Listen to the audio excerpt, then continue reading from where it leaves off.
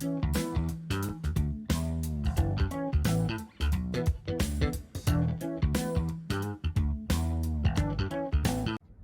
morning, 413. On today's edition of Tech Tidbits, we're going to discuss Google Classroom, kind of take a deep dive into it, look at some of the settings and features, ways to organize it, maybe a few things you haven't heard of yet. Stay tuned. Okay, to start, we're going to open a new window in Chrome. Doesn't matter what type of device you're on, it should all look the same inside Chrome. There are two ways to easily get to Google Classroom. You can go to classroom.google.com, or you can click on these 9 little dots for your Google apps and select Classroom. Both go to the same place, just a preference thing really. To make sure we're getting this from the start, we're going to create a new classroom, and we're going to name it, let's say, example, if I can spell example, class 1. I'm not going to worry about filling out the subject and room number and all of that, but if it's a class that you have, let's say the same named class every year, you might type in fall 2022, just so when you're going back and looking at archived classes later, looking for any materials, it is there and you know exactly what it's called.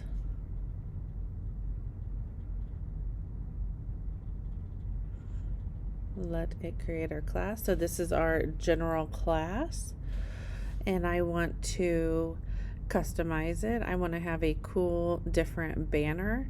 So what I'm going to do is I'm going to open Canva. We'll go ahead and do it right up here in the browser so it looks the same for everybody. And as you see, I'm already logged in here. I want to make a Google Classroom banner. And look at all of these options Canva has for us. I have been really into these bright neon vibes lately. I'm going to name this example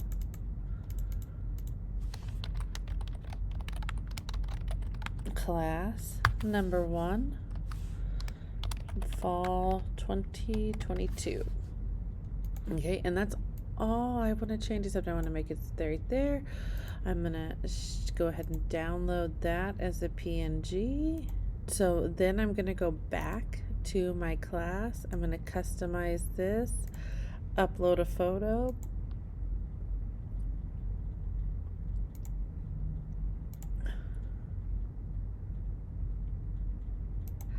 and just like that, it's gonna change that, and let's make the whole class a little orange, give some orange vibes. So now I have a nice customized banner, and all of my words and everything on here are orange. So when I go back to my classes and refresh, it's gonna have that banner up there, so it just makes it a little more fun and engaging. First thing, we are going to go up into settings. Up here, that is that little gear inside the class up in the upper right hand corner, and this is where you can change the stuff that you set up initially. You can add descriptions if you want to, any of those things. Then go down into general. I usually keep this to where I'm inviting everyone, so I don't change any of the settings here. But then when we get to stream, I make sure that the settings are students can only comment, so that they cannot post on the stream and push my stuff down. But I want them to be able to comment on anything and ask questions and seek clarification. If you do this and then figure out that there are a couple students that just like to randomly comment or make inappropriate comments, you can mute individual students, and I'll show you how to do that here in a minute. And I have guardian summaries turned on so that if I invite guardians to it, they will get a list of missing assignments and things that weren't done, or things that were done every week, or however they have it set up. I don't have a Meet link, but if you are doing a hybrid situation, you could set that up and then just do all your video chatting and everything through Classroom.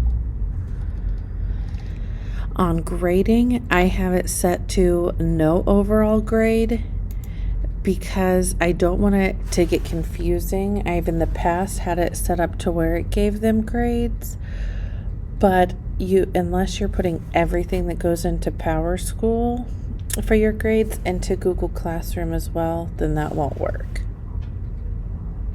When you are done changing any of those settings you would like to, make sure you click save or it will not keep those changes.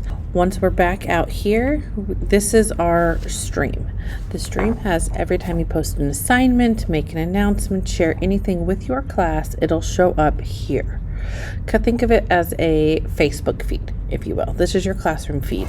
You can go in and delete things, manage quizzes, things like that when you have them in here. But mostly this is just where you will make an announcement. You can add Google Drive files to those, YouTube videos, you can upload files, add links, whatever you want to. What I use this the most for, creating an announcement, would be when I was gone, and yes, I left my sub plans, but I also wanted my students to know exactly what I expected from them and when I would be back if I knew that.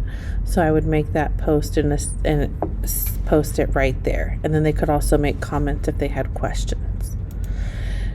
If you have more than one classroom set up, you can set announcements to go to all three. And when you do that, it'll automatically go to all students. But if you just have one, okay, so if you just have one class selected, you can filter. If you have more than one student, you can have it selected all students or just a couple individual students if you have something you just need one group to see. Then toggling over to Classwork. This is where you will have all of the assignments and materials that you post for your students. There are multiple ways that you could set this up and organize it. Initially, it will only have like a list of all the assignments unless you've added topics. Topics are really handy. You could organize them by units or modules, by week, by type of assignment. If you want all your reading logs in one area, if you want all of World War II in one area, it just depends on the class, your class subject and how you have it organized. In the elementary area, I could see you having one for a topic for math, a topic for reading. You could organize it by learning target or standard, however works best for you. This is topic based, so I can move things around based on that. And when I create a new assignment, you will see this is asking me if I want an assignment, a quiz assignment, a question, just post a material or use another post, or if I want a new topic. The new topic will put something up over here that I can organize into. So for now, let's just do assignment. If you have a rubric, it's telling you right there that you can attach your rubric right there. So this is where you would put in what your assignment is, any directions you have, and then you can attach any resources you need to that. You can also, if it's the same for multiple classes, again, pick multiple classes or just individual students. I usually change this to ungraded. So like I said, it doesn't get confusing with the grades. And then I pick my due date based on whenever I want it to be done in class. So let's say I want to do September 30th at 3:15 p.m. And they can still submit things after that time, but they will tell you and them that they were submitted late. We'll put it in my topic. And I guess I have to add a title. Trial. Do this. And you can assign it immediately. You can schedule it, or you can just save it as a draft or throw it away. So let's just go ahead and click assign. And then it'll show up right there where I where I organized it and with the due date that I have.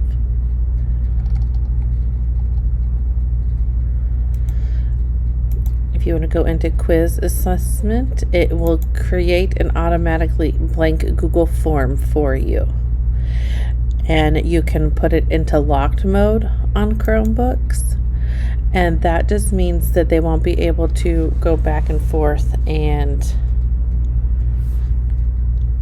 it won't be able to go back and forth and make changes or look things up, any of that kind of thing.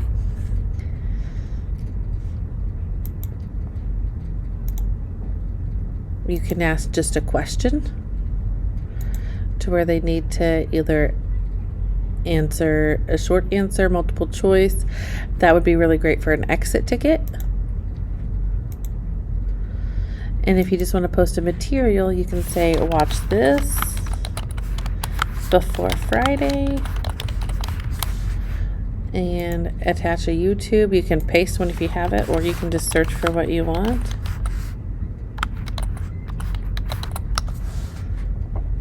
Okay, and I want to add my tech tidbit that I made and post that for all of my students, and it pops up there as a material. In the People tab is where you will add co-teachers, pairs or aides, and students to your Google Classroom.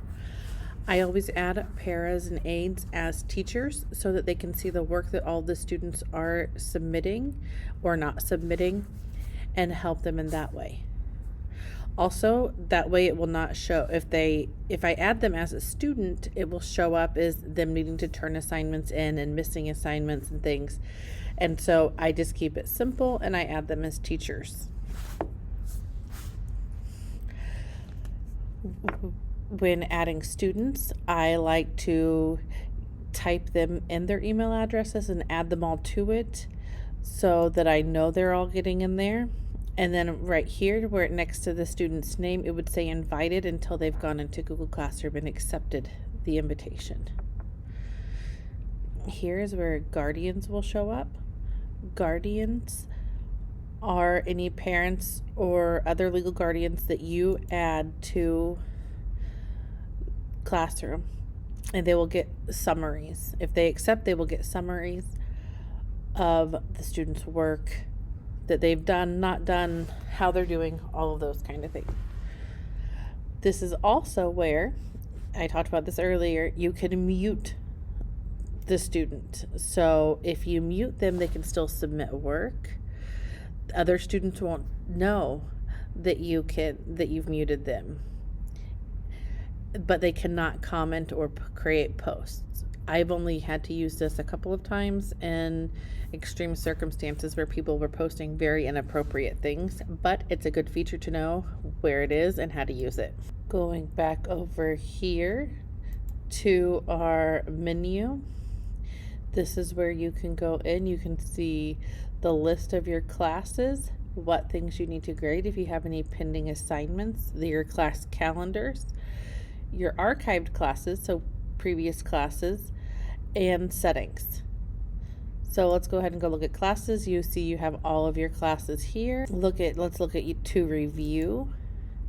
These are works in progress. It'll tell you how many have turned it in, how many it's assigned to, and how many you've returned.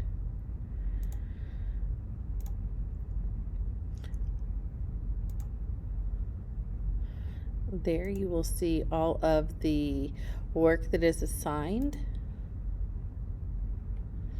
This is why I do not put, one of the reasons I do not put paras and aides in as students is because then it would always show me I have one assigned that's not really assigned work.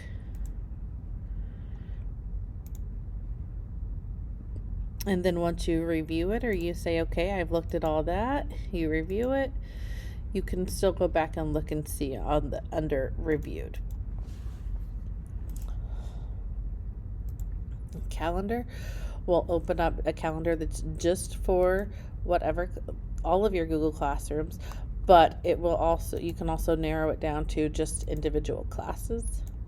This is really helpful for students because they can go in and see all due dates and everything across all their classes or just for one specific class. In settings here, this is your entire classroom account, not just an individual class. You can turn on and off notifications. Thanks for watching our deep dive into Google Classroom. Please be on the lookout for part 2, which is going to focus more on grading and the ways you can give feedback to students.